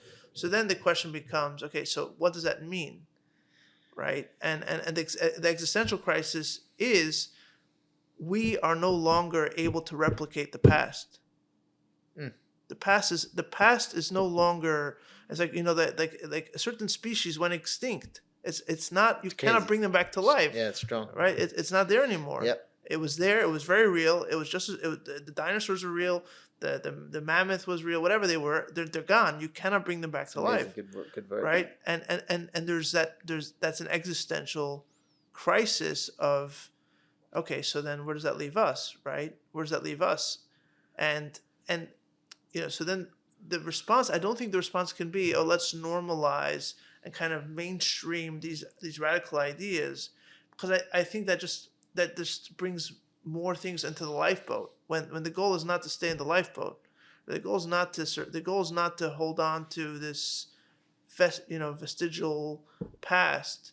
The goal that you have to embrace this new future. Yes. By definition. Yes. Yeah. Right. It's almost like it has to be radical is my point. Yes. Yeah, it does. And the question is, how do we get people to think radically that maybe haven't been thinking so radically anymore? Right, because this is what I'm trying to say. The people, myself, the Yiddishkeit continues to this day to be radical for me, based on the way it grates on my own secular American personality. Right. And so every day I'm engaged in, and shlichus is radical as far as the way I grew up. Everybody, all my cousins, they're all lawyers and have money and great. So for me, it's almost just to give a little bit of a depiction. it's almost like you stuck your hand in a electrical socket 20 years ago and haven't taken it out. 100%. The whole thing is, yes, it's radical, and therefore the Rebbe is a radical. To me, it's so obvious. The Rebbe is pushing us forward to, and that's so exciting. Oh my God! Just like the Rebbe manifested the global shlichus movement. That is, I mean, it's almost like Mashiach is easier than that. Like thinking about like that the next stages ahead of us it's almost easier than what the Rebbe like brought out of nothing to make Judaism what it is today through the global shlichus movement. So yes, it's what you see. I think it's impressive the way you've figured this out. Is like this is an issue of radicalization, and I think that the stuff that I'm talking about and that I'm hearing from the Rebbe and that I'm processing in my own way and that I'm excited about is we are the next Gedolim. And I'm saying, and I mean it. There's no question that we have again, I feel so bad because I know all of this it can sound so flaky, but I believe in it and I'm trying to live it myself and teach it. Right. We are the heroes of tomorrow. And like each one of us are as heroic as whatever, Chaim of Volozhin was. I'm saying we are that important. I'm not saying we're that refined or we're that elevated, but we are that important. And if we understood that, right, we would begin to think of ourselves and our environment differently. And I believe that the Rebbe's Sichas are saying that quite literally. Yeah. I think that's an important line. And I don't think I think the dispute with it is a discomfort with the implications of it, and by implications I mean what it demands. What exactly is disputable? Because I don't know, there's this weird kind of thing. And maybe you're immune to it because you live here and not in. I'm electrocuted. Yeah, like I love that imagery. It just came to me. Yeah, like my new logo. Yeah. Just like but like there's this kind of like it's funny. There's a music club, famous music club called Bowery Electric.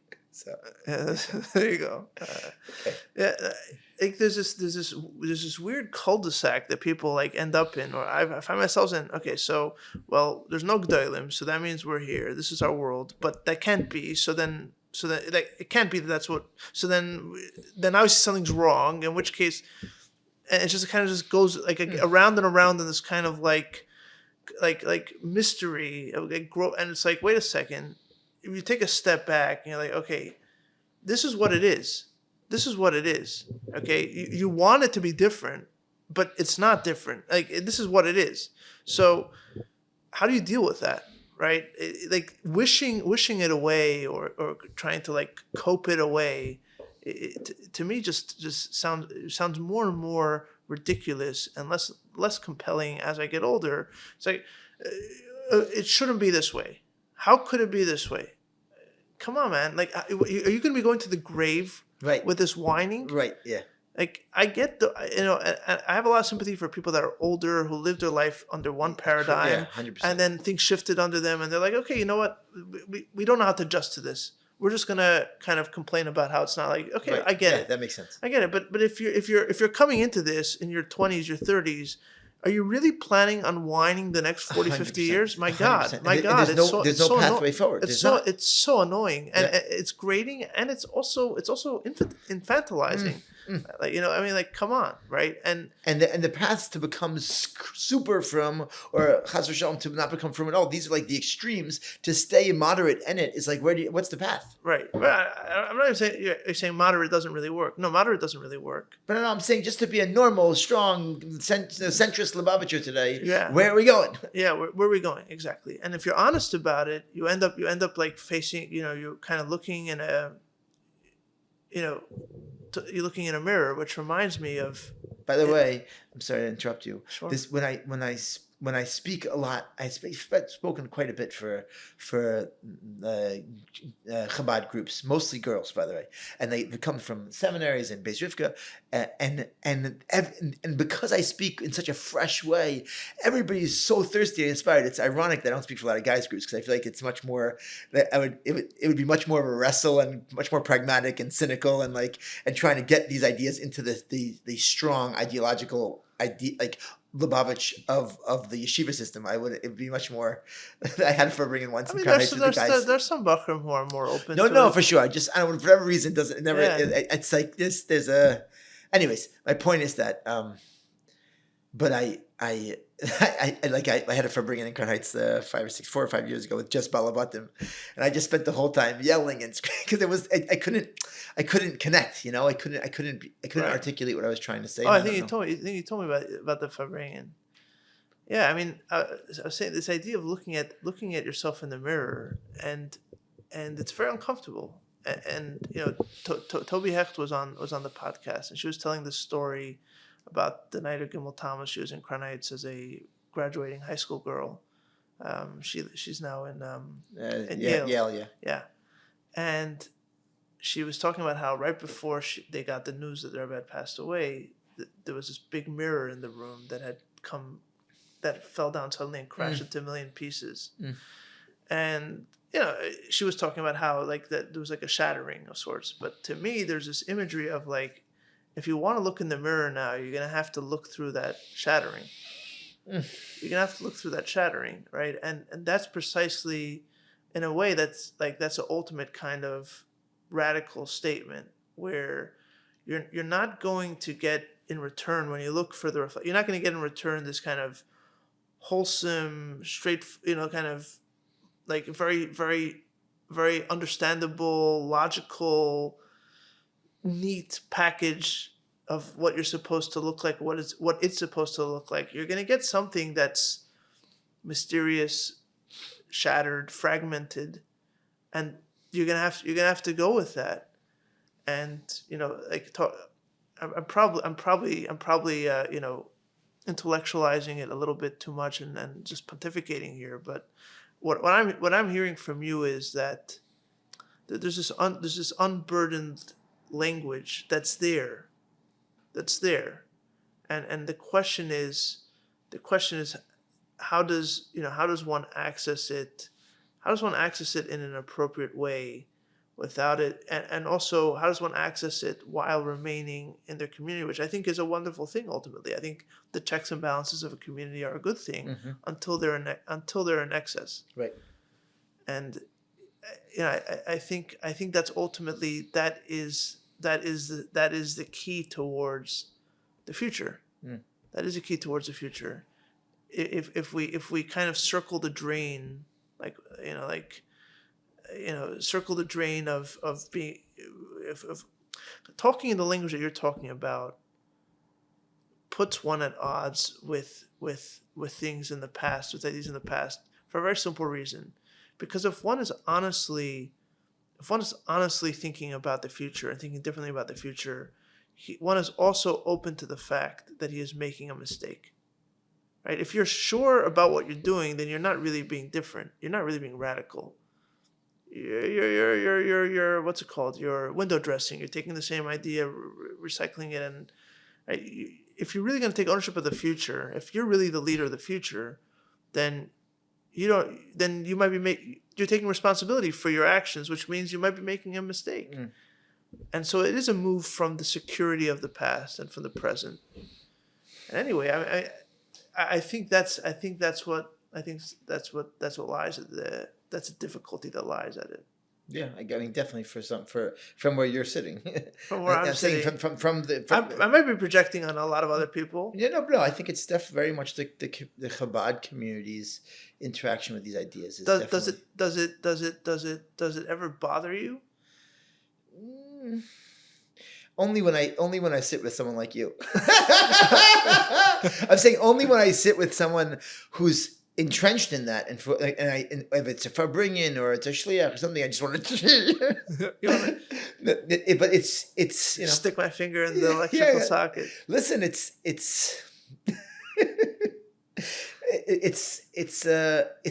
literally a different language. It's not. I have my own problems for sure, but this particular flavor of and my children grew up in Lubavitch, even though they grew up with crazy parents. But I'm saying it's. Did that ever bother you, sending them to schools that were Lubavitch and kind of getting this kind of more? I was proud of that. That's like what I was saying before. I love it. Of course, it's an honor. But they come home with like the parochial kind of village stuff. No, because they hear so much. I'm saying they're part of this cornisms. You weren't worried. Yeah, no. It only when it worked well, it gave them stronger footing, and when it didn't work, then I had to clean up the mess. But listen, I'd like a chance for 5 minutes, Sure. 3 minutes, to try to paint for you the picture of where I'd like to go. Sure. Because I'll tell you why. Because it's an experiment. These are ideas that live in my head. I can't articulate them fully to my. I do articulate them in Farbringens to my Talmidim, but they're just like, okay, whatever Rabbi Korn says, and to Lubavitchers I can't articulate them because I think I'm crazy. So I'm going. It's an experiment for 3 to 5 minutes of me trying it. As long as you wish, no problem. And this is predicated on me having $100 billion. Okay, meaning I don't want to be encumbered by any resource issues, either human or financial. Okay, so I have all the human resources I need and all the financial resources I need. By the way, I think it's a great activity. When shluchim sometimes call me for advice in their shlichus, I say, I'd like you to answer the following question for me. If you had no restrictions, financial whatsoever, what would you do in your community? What would you do in your Chabad house? Right. And if you don't have a long list, then you're not thinking me. Or I say, if the Rebbe came and he was the shliach of your campus or your community, what would he be doing? It's very interesting. And it's interesting to think outside the box, not just how many more classes you have, but the kind of impact communally and culturally that we want to have. Okay. I would like to see a branding project of the highest caliber that is branding a new stage of world vision led by the Jewish people. I'd like to, in this branding, it's not just like ads, it's a messaging. I'd like to begin to create messaging for Jews, to invite them to become Jews of the future of Judaism, and give them very simple touch points to be able to do it, and then obviously allow the shluchim infrastructure to reinforce that. And I'd like to give non-Jews a way of understanding the Jewish people are now here to be honest. The world is about to have a revelation of God, but make this not like a Christian branding, like more like Equinox than like the church, Lavdil, and to actually articulate that the Jewish people are here to help lead them to the next stage of life, that God's going to be revealed in this world, and to be able to create messaging and approachability to this crazy message with celebrities and thinkers and leaders and the Matisyaos of tomorrow and people that are plugged in. I mean, Jews are plugged in all over the world. Help to empower them to speak out as leaders of humanity or Lagoyim and say, yes, this is what Judaism is about. What Judaism is about is having a world where God's revealed, and we're there, and the world could never need it more, and we're here to lead you there. And it's through simple mitzvahs, it's through knowing our power.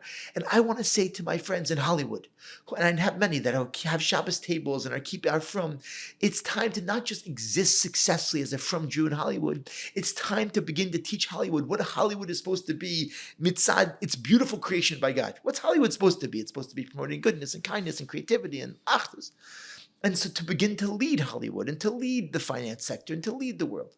And this upgraded Jew of the future branding and message and movement is also one that the shluchim are going to have to get on board with, like succinctly, and let it infuse their Chabad houses with an influx of Jews and non-Jews. And again, there's a lot to figure out here, but begin to create an actual uprising of, just like the shluchim were an uprising of one caliber. I want the B'nai Shluchim, I don't mean the children, I mean the Talmidim of the Shluchim, to be part of the next uprising. I'm a Talmid of Shluchim, and I'm having my own uprising. I want to see an uprising by all the incredible Jews of Am Yisrael. Chabad, not from. I have not from kids that are like, Pashut, ready to, when they're putting on tefillin and they're starting to inspire their people in their gyms and their classes and their offices. I want to activate Am Yisrael and say, let's go. And I want to say it in very simple terms. And the Rebbe says that message will now be successful. That message, if we go out boldly with that and articulate it properly, we have good thinkers and good linguists and good imagery and videos and push it, nothing that looks religious. I don't want it to look religious. I want it to be an invitation to a futuristic world led by the Jewish people of God, God's like revelation in the earth. It's time. So that's my 3-minute spiel. It's crazy, and it may be. I mean, I don't know what your reaction to it is, but I see it. Like I push it, I can see it. I can see it, I can smell it, I can taste it. It would require incredible courage. It requires like rechazing the Rebbe Sichas over and over again. It would require great resources. It would require Courage for why? Because just like the Rebbe says that if we would say that the Rebbe says the solution to the Mideast crisis is the first Rashi in Chumash, right? How courageous it would be for all of our leaders to have done that when the Rebbe said it. We wouldn't be in any of the problems we're in now. To have the courage of saying the state of Israel is the land of Israel is the Jewish peoples, and we can't give any away. If we would have that courage, if any of the leaders there would have had the Rebbe's courage, we wouldn't be in the predicament we're in. Okay, I'm just saying that's a lot to expect from them. If we have the courage to push and ask to help inspire the Jewish people to tell the non-Jews of the world, beautiful global family, we are responsible for you. We've been letting you down. For bringing to my chevra about Candace Owens, I said, the truth is we owe her an apology. Why you mean, Rabbi? Because she's right. We are supposed to be leading humanity. We're not, and so she's calling us out.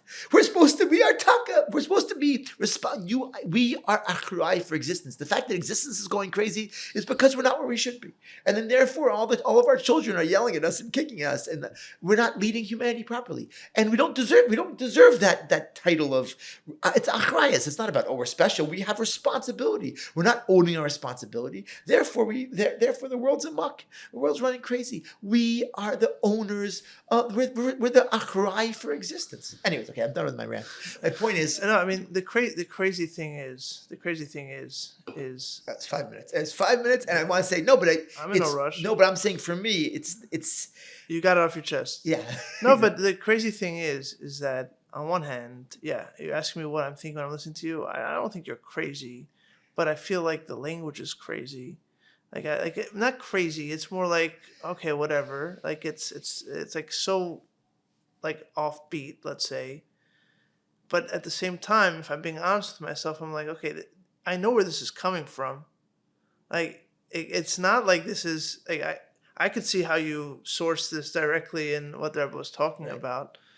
People could quibble. Do you need to get the celebrities involved or not? That's not what we're talking about here. The idea of being very literal with a message, it's not like I don't know how anybody could prove you wrong. But you have to be literal, but also brand it totally in a totally new language. Right, but I feel like nobody can argue that you're wrong, and yet I could see right away in my own head. Forget about what other people would say. That's not how things were done. That's not the way of Lubavitch. That's not the like. And no, and I'm not even here to take sides. I'm not even to take sides. You know, because I haven't really I'm not a stakeholder really in in either side here. It's another reminder of ultimately what it comes down for me is, are you open to the crazy or not? Right. And so much of the tensions and problems in our community and really the world at large, but focusing on like in the Lubavitch community, is that people are very nervous about change. They're very nervous about openness. Yeah. Right. The openness is a precious commodity. The Rebbe definitely broke down a lot of those barriers with the Chabad movement for sure. Right, but the Rebbe's the Rebbe, right? The Rebbe's the Rebbe, but like. Right, you're right. There is a sense of taking this into our own hands. Yeah, for sure. And what you're doing here is you're like, we're going to take the message of the Rebbe in my own hands, in my own style, in my own understanding. Yes, I'm ready. Right. No, but it's you're talking about the Mashiach idea, but you could also talk about like other people have spoken about you have a yeshiva for boys who are not religious anymore or who look very different to the typical yeshiva bacher, and it's not only just pure being judgmental and being a schmuck about it. There's a sense of like, we can't normalize this. We can't accept this. This looks very different to how we're supposed to look, right? But anybody that's on the ground dealing with these things, it would be moving gam pasha. Like, of course we need to do this. I'm saying I don't understand. I understand, like, well, is this right for what we do as Lubavitch? Of course, you have to take care of our children this way. I'm saying, how could it even be a conversation? Because right. So when it's your child, there's more. There's or if you just sit in the community and see what's going on in the community. Right. But because I think what usually stumps it or what usually gets in the way is the understanding, the intuitive understanding, even if it isn't spelled out. What does this mean? Yes. the second order effects of this is, okay, once we accept as a community this is how we are, what does that mean about where we stand as a community? We are no longer on our our moral perch. My daughter and Liba, my eldest daughter, the shliach, and I debate about this a lot because she said, on one hand, she's happy. She's like that Crown Heights has become much more modern, right? Standards have changed a lot, and sneas and many things. On one hand, it's beautiful that there's a way that people that don't want to be as hardcore can also be part of the Chabad community. But she also feels bad for her friends that want to be more frum and wear tights, and they feel like it's not a place for them. And we want to have both. We want to have standards be kept and opportunities be created. And that's a lot of tension there. Yeah, there's a lot of tension there, and there's also, once you accept that things are changing, all bets are off. Yeah, all bets are off. And I think ultimately, we're not going to resolve here how everyone else should think. I mean, we could recommend that they also stick their finger in the electrical socket and see how it works out for them. But I feel like what I'm taking away from it is I'm meeting you for the first time. You're talking a language that is both quite familiar but also very different. And there is instinct to discount it. This guy, he comes from a different background. Okay, he's right. He has a point, but like he's unusual. There's a million mechanisms that the mind uses to basically say, no, everything's the same. Just kind of integrate this guy with a massive grain of salt, but stay the same. And I'm just reminded yet again that I really feel the only way through this is openness. Yeah. Is openness. That's good word. Openness doesn't mean open-mindedness, by the way. It doesn't mean like let all ideas in. Right. Openness means an openness to change, an openness to hear other perspectives and to judge and to be discriminating. Not everything, you don't have to accept everything, but you have to be open to accepting things. And that's beautiful, because otherwise there's no possibility for growth here, and to be able to be open. And it's also for me, I'm part of what I enjoy about this banter, even though much of your world much of the challenges you're discussing, I just have no context. And ask my kids, I always say, thank God I wasn't meant to be the shliach in Crown Heights. I don't understand it. I understand this very well. I understand also branding and marketing and language. That it's germane to my mother ran an advertising company. I think about all this stuff. It's just who I am. Right. And so, but I do not understand at all how to deal with, how to make a yeshiva for this, how to make a seminary for this. I don't understand. And it's not my shlichus. What does your mother think about it today? My parents all have a lot of nachas from what we're doing. Thank God, a lot, as my wife's do. But my mother helped us a lot with branding and marketing at times for the Chabad house. I haven't engaged her enough in branding and marketing for Mashiach, although she read something I wrote on it recently. But listen, just one last point on my fantastical thinking. Taylor Swift, lahavdil, she has ideals, right? She is a content creator, not just music. She has a culture, whatever her culture is about. It's very shallow. I'm saying whatever her culture teaches about girls, about life, about society, about purpose. And that culture is spreading. I mean, hundreds of millions of people around the world are discussing her culture. Yeah. If Taylor Swift would tomorrow say, listen, it's become clear to me that society is looking for its next step. And I am confident that we are ready for a God moment for humanity. And every one of us has to find it in our own ways. And it's become clear to me that we have to start listening to the Jewish people who've always had the ancient messaging for this. And therefore, I'm beginning a movement today to start to listen to small Jewish tidbits about how to welcome the next stage of existence. I want to know what that would look like. That's the stuff I think about. I hear you, man. Yeah. Look. To put all the cards on the table. I come and I grew up in a much less Meshachis family, and in that sense, and also just my own. I don't have to blame it on my upbringing. My own disposition is like much more, the gimmicks of Mashiach and all that stuff. But again, I feel like it's not about necessarily agreeing with the idea or not. It's openness. Even though I grew up with this kind of more like, what would be the word, like Mashiach has to be packaged. I think the language was if I'm miskabel, Yeah. Eretz Ketoyo B'Kelim Tekun, and like that was more the emphasis. What I'm realizing more and more is that the world is a madhouse, right? The philosophers were right about that. Maybe they were part of the reason why the world became such a madhouse. But this kind of postmodern world is completely adrift. It's completely adrift, and like this idea of being fixed in your ways is totally not in sync with just the world with the world around you. Like people are looking for some kind of anchor, and at the same conversely, this idea of like being ashamed to like think out of the box and think wild because that's not how things are done is so ancient. Like the world has no street cred at this point, man. Like reality or like the norms, no street cred. Like what? Seriously? Like you guys are all insane. Right. Yeah. You guys are all insane. The what's Washington D.C. gonna say about that? Like seriously? Right. These people are bonkers. Yeah. Right. So like it's like what else do you need to basically give you license to say, look, this is where we're at. Yeah. What do you suggest to move forward? Yeah. Like yeah. And again, the Rebbe as being the ultimate example of a Jew of the future has showed us exactly what it means to challenge all the constructs of you. What's this book, Social Vision, that came out? Yeah, it's analyzing from an academic perspective how the Rebbe challenged elemental social constructs of that we all take for example. Yeah, the Rebbe challenged the entire construct of normalcy. Yeah, I think the Rebbe, in that sense, people are just beginning to catch up with the idea that the Rebbe saw that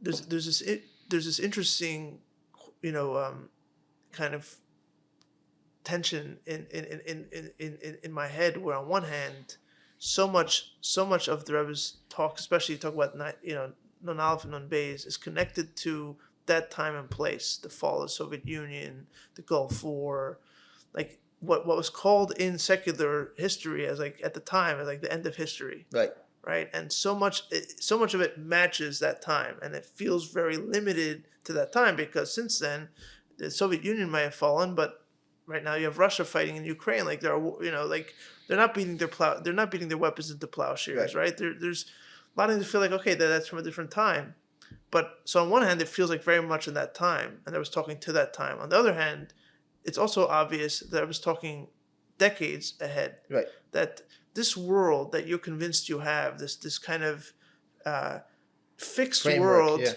of post World War II, where America's in charge and everything is kind of orderly and organized, and everything makes sense, and everything's nice and comfortable. That isn't the world. Yeah. That isn't the world. That's an aberration. Right? There's so much more energy in the world with, just absolute chaos, anarchy. And then on the higher levels, mystical, there's way more energy in the world. Yeah.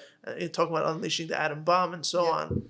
Right? And so... And by the way, a lot of those sichas, it's so classic. The core Hidushei Chassidus in those sichas are easily missed, right? You have the Mashiachas that don't want to say, oh, the Rebbe say, yeah. And then you have the Kalta Chassidim that say, oh, who knows if it still applies. The Rebbe's innovations there, innovations about Hasidism and about Chabad ideology are shocking. Shocking. When the Rebbe said Avodas HaBrim has been finished, imagine you told a chassid of the Rebbe Rashab that the next Rebbe said that it's been finished and now the world is ready completely and has begun to makabel. It's insane. And it's not just little catchphrases like that. There's a lot of chidushim in the Yechida and Etzem Nefesh, real chidushim that are easily missed, that aren't just speaking about geopolitical scenarios, aren't just speaking about the identity of Mashiach, and aren't just circumstance specific, but are actually ideas that was introducing to our Chabad framework. Yeah, absolutely. I think it just comes back to openness. For whatever reason, in those days, it kind of probably as a reason of people, for whatever reason, not wanting to be open to what there was actually saying. Right. Yeah. Just saying. It ended up being, fighting the other side, and it's easier to kind of decamp to your side and say we have it figured out. But at this point, the openness is also it's not just openness to outside Lubavitch. You don't have to go there. Openness inside Lubavitch. There are many ideas. There are many people with different vantage points and perspectives. And the only way you're going to get to the truth is by being open. We all need each other badly.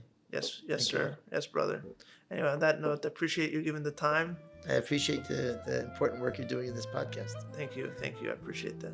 Have a sweet New Year. Mashiach now. The music for this podcast comes from the album Repentance Doors by Oren Sor Nadav Vachar and is used with their permission.